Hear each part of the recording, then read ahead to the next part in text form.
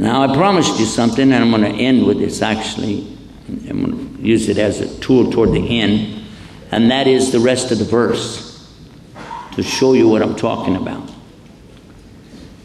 But I want to stress, before I do that, the other statement. The other statement about not doing anything in worship unless you find an evidence for it. In Islam, the first is to believe in Allah. Believe in Him as He really is, perfect in every aspect.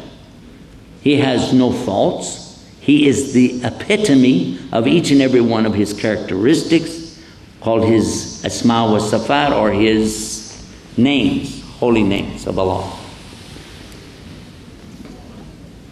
To believe in Him, and then to do your best to follow His commandments. You cannot make up a commandment though, and you can't negate a commandment.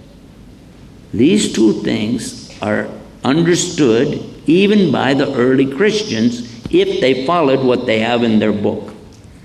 Matthew 5:17 and 18 tells the Christian that Jesus is telling them, this is for a Christian. You want to do dawah to a Christian, show them you got the same thing in your book. Think not that I came to destroy, banish, or replace. This is the word that's being used here. Think not that I came to destroy the law, the Torah. I came not to destroy the law and the teachings of the prophets. I only came to fulfill. And not until the last day will a single dot, jot, iota, tittle, I use different translations, meaning the smallest character of the law, be in any wise lessened. And whoever breaks the least commandment and teaches it, meaning that it's okay, he will be the least in the kingdom. But whoever keeps the commandments and teaches this, they'll be the highest in the kingdom. This is coming from Jesus according to them. That's their book, chapter 5, verse 17, 18. There's a little bit more you could read it, but that's in Matthew, the first gospel in the New Testament. What about Islam? We take what Allah says. What does Allah say? Is there any Muslim here that thinks he doesn't need the Quran? If you do, tell us so we can understand something new. Oh, okay, good. The next thing is, how much do you take the Quran?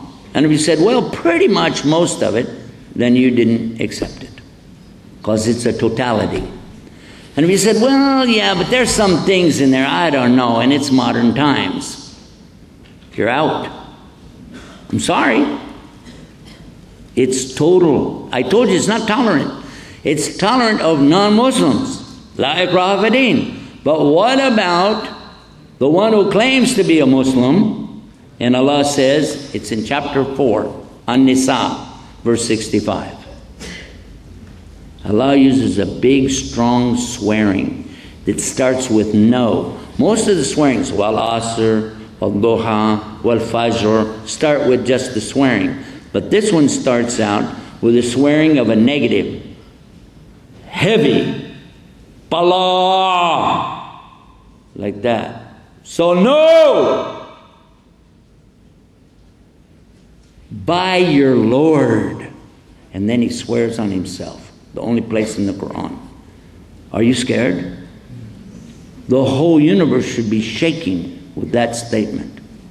They have no iman until they make you, Muhammad sallallahu alaihi wasallam,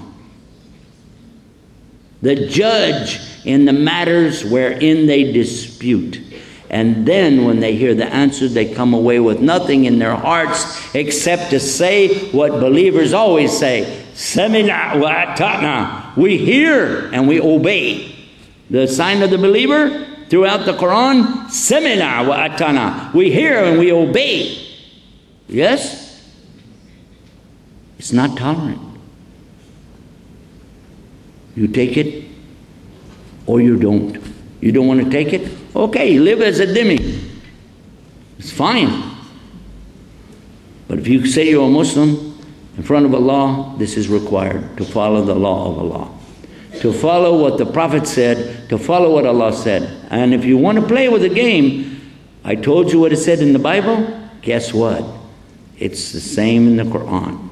Go to chapter 9, Surah At-Tawbah, the one with no Bismillah ar-Rahman ar-Rahim on the front of it. And there's a reason for that, because Allah is talking about something really careful. You want to analyze what's being said. Verse 31. Read it. It says that the Jews and the Christians worshipped their rabbis and monks. Adi ibn Hatim, a Christian who entered Islam, was talking to Muhammad ﷺ about that. But they didn't do that. They didn't worship them. He said, did they accept from these guys halal, which Allah made haram? Yeah, they did that. And did they accept haram, but Allah made it halal? Yeah, they did that. He said, in that way, they worshipped him. So when you accept halal and haram from other than Allah, knowing what Allah said, you've committed shirk. And what did Allah say? Let's go back to the same surah again. Same surah, An-Nisa, verse 48, clearly says, Allah does not forgive shirk. Totally intolerant. There's no tolerance on the side of Allah. He does not forgive shirk. To make partners with Him in worship. But anything less than that, He'll forgive it. Anything. This is serious good news. Do you imagine this? That every single human being will go to paradise. Every single human being will go. Some will go to hell for a while. They were really bad people. But they'll get out. Islam teaches that. You want to hear good news for modern man? Here's some really good news. A religion that preaches everybody can get out of hell as long as they didn't commit shirk. Now, if a Christian or Jew start to argue, you say, whoa, it's your book that says it's stronger than our book. Let's go to chapter 20 in the book of Exodus and read the 10 Commandments. I'm the Lord your God that brought you out of the land of Egypt in the house of bondage. You know no other God beside me. Beside me there's no other God. Then comes the first commandment. Thou shalt not have any other gods beside me. Again in chapter 5 in the book of Deuteronomy, same statement, exactly the same. In the book of Hosea, in the book of Isaiah, you can keep going through book after book and keep saying, I'm one God, worship me without partners. I'm one God. There's no God beside me. Whoever takes gods or idols beside me, they're cursed, they're damned, and they will have a bad experience in this life and the next life. This is the Old Testament all the way through.